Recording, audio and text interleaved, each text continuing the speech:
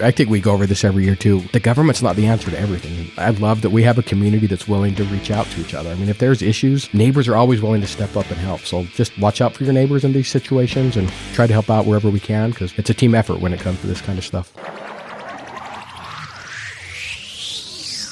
Welcome to Herrimanology, the official podcast to keep up with Herriman City. We'll take you inside the city, explore the latest news and updates, show you how your government operates, and discuss the issues that affect us all. Now, here are your hosts talking all things Herriman on Herrimanology. All right, welcome to Herrimanology. It is Thursday, December 4th. We are in winter time. It has snowed already. It's going to snow again a lot. This weekend, This right? weekend, yeah. So, in fact, we're going to talk about snow today. That's about the only thing we have to talk about today. It's pretty light. Quiet week. Yeah, time, I guess, going into the holidays, things are a little quieter, catching up on some long-term projects right now. That's a good time to get some stuff done. Yeah.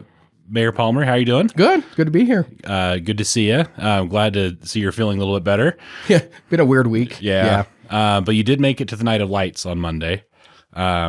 Your first time seeing the drone show. Just want to kind of get your thoughts on that whole event. That's one of my favorite events. That drone show was unreal because I've never seen one, in person like that, and that was so much fun. It was just, I was blown away by it. So a lot of fun. Again, big turnout. It was cold. Yeah, it was definitely cold. It was chilly. A lot of the crowds were indoors. Yeah. Inside City Hall here doing that stuff, but it was a lot of fun. So. Seems like everyone had a good time. People got to see Santa. That's always a long line. There's really no way to avoid that. Because you can't have like 10 Santas out there because there's only one Santa. Right. And how do you do that? You can't have duplicates of like fake Santas. There's only one real Santa. So right. It is what it is. And they can't just take a picture and go. You got to have the experience. Right. Yeah. Yep.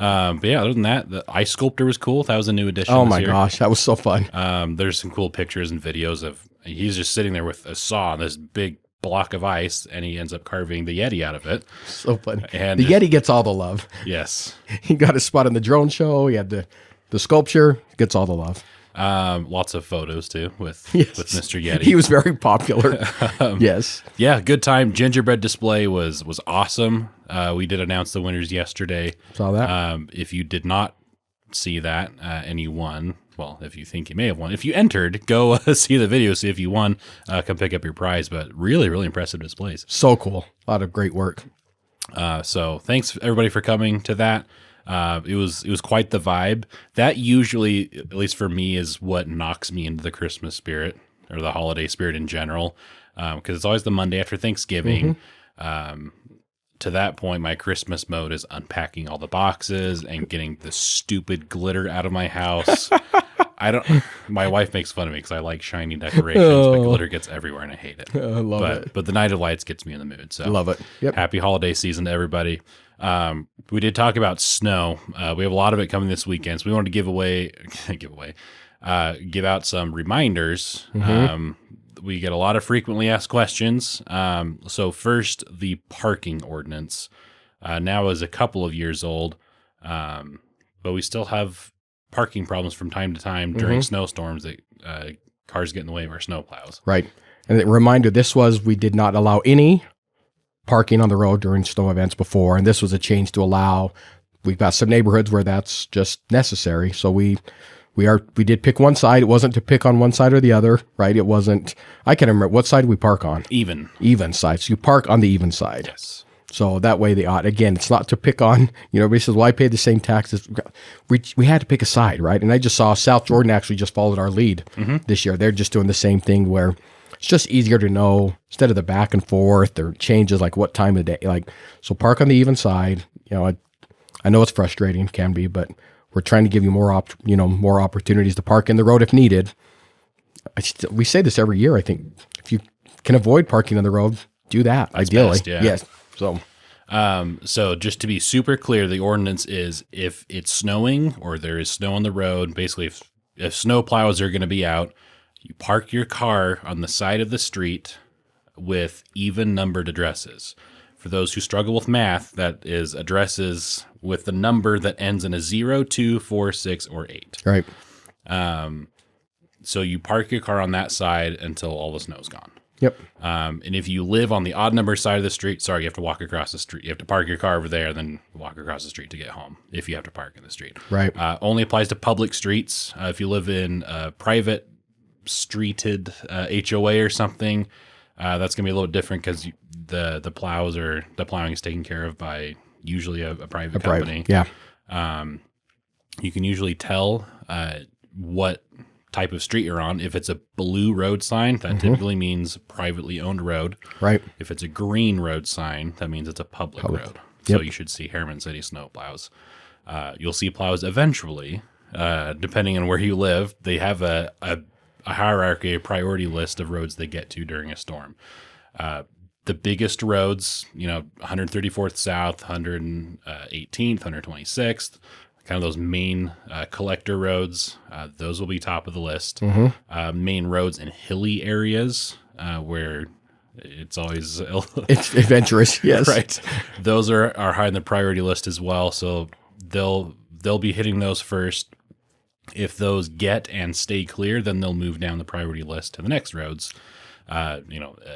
Stoplight intersections, stop sign intersections, things like that. Eventually, they'll get down to the neighborhood level, and last is cul-de-sacs. Right. So sometimes cul-de-sacs don't get plowed until the next day or even the next afternoon if it's an overnight storm. So it just kind of depends on how much snow there is, how long it takes to clear. So we only have limited number of people and equipment. Yeah, we don't have 38 snow plows going at any given time. Nope. They're expensive, and they take operators, and those operators have to come in. They a little peek behind the scenes. When there's a snowstorm expected or probable, there's somebody who's kind of here keeping an eye on it. And if the snow starts to accumulate, they call the other plow operators who are on call, and they leave home, they drive here, and they go start clearing the roads. Yeah. Sometimes it's middle of the night, sometimes it's overnight, and then they do their regular job during the day, and sometimes it makes for some really long days for them. Yeah, we appreciate them. So they do a great job. I did take a ride along, I think it was 2 years ago now. They take a lot of pride in that. They know how important it is, and they do a really good job. Our city gets complimented compared to other cities. There's not necessarily a competition, but we're proud of the work we do, and our plow operators take it seriously. Absolutely. Yep. So what I would say, a reminder too, we've talked about this.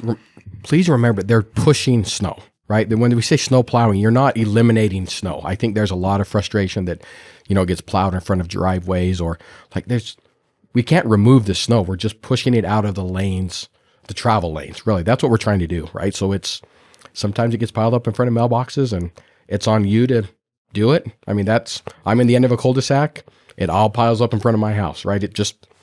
That's just a reality because they're pushing it towards the end. So just remember, they're pushing it, not removing it. We're not melting it. We're pushing it out of the lane to travel. As cool as it would be to have flamethrowers in the front of every snowplow to just instantly melt it, we don't have that ability. Right. So you mentioned the kind of the ice walls, as some people describe it, or the snow berm. We have about 14,000-ish households in Herriman. It is not realistic in any city to avoid pushing snow in front of every single driveway. Right. They really do their best, but it's not possible to avoid that. So sometimes if you're out there and you're blowing snow off your driveway, and you get it all clear, sometimes the plow comes by and gets snow in front of your driveway, and it's frustrating, and that's just kind of how it is on planet Earth. Right. And every city operates that way. Yep. It's how it works. It's not us being different. That's just a reality. If you have the time and the energy, there is a technique. We've put it in our newsletter a couple times. I think most people call it a snow pocket.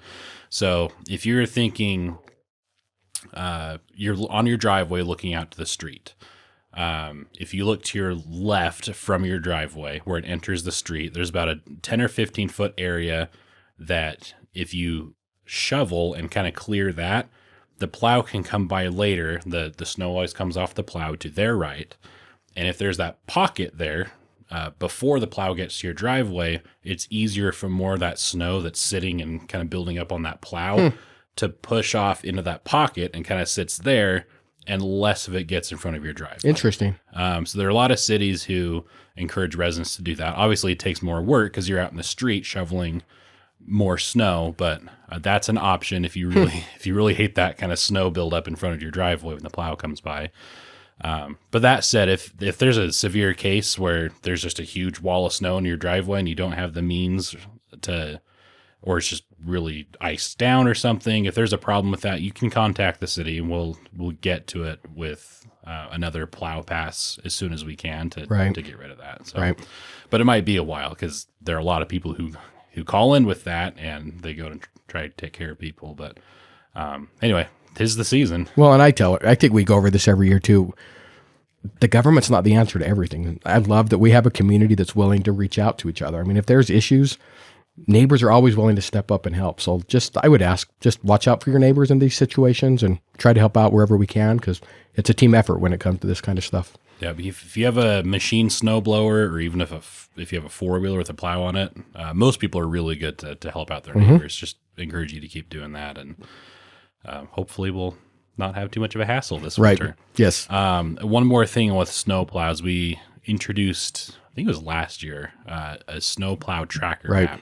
All of our snow plows are named by the community. You can find the list of names there and see which of those plows went. So, and the whole point of that is sometimes it snows a lot. The snow plow comes by, it snows back on the road, and people look out their window and think, they never got to my road. Right. What the heck?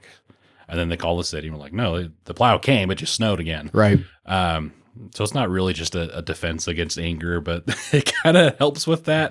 And if you're curious to see where plows are and how often they've come by your road, it's a good tool for that. See how much work they put in, how many miles of road they have to plow when they're out there. It's fun to watch. Yeah. So Herriman.gov/snow-removal. I don't know how you remember all these every time. You can find a link to that tracker map. You can find the list of road priorities. You can find out what things are your responsibility as a resident, mostly including your own property, obviously, but around fire hydrants, around mailboxes, that's going to be on you. And also multiple plugs on that page to not put your snow in the road. Yes. The road is not where you shovel your snow. One, because the snow plow is just going to push it back. Yep. But also, that's not safe. The road is for traveling cars, and we don't want snow. Yep. Keep it in your yard. Yep. Yep. So anyway, all about snow, and none of it fun information. No. But, it has started snowing, and we'll probably get a lot this weekend. Yep. Sounds like it. And last plug, the Tour de Cheer Love it. officially starts next week. We've had a lot more people sign up. Good. Businesses and homes. There's still time if you're listening to this podcast on Thursday or Friday, but by Friday, December 5th, end of day, that's the deadline to be on the map. And then we'll build the map and publish that on Monday. Love it. So again, if you are really, really super proud of your decorations and you want to try to win a prize, the Tour de Cheer is for that. If you don't care about prizes and you just want to contribute to the holiday spirit, the Tour de Cheer is for that too. Absolutely. There are a lot of businesses that are entered in this, and one of the main points is to help you get out to see local businesses. Love it. Right. And hopefully shop there for the holidays. If not, just build some general awareness and get some holiday cheer going. So go check it out. Yeah. Participate and then go check it out. Yep. Love it. So that's kind of it. Just kind of a winter themed podcast today. Here we go. It's time. I miss summer already. I do too already. Bring on March.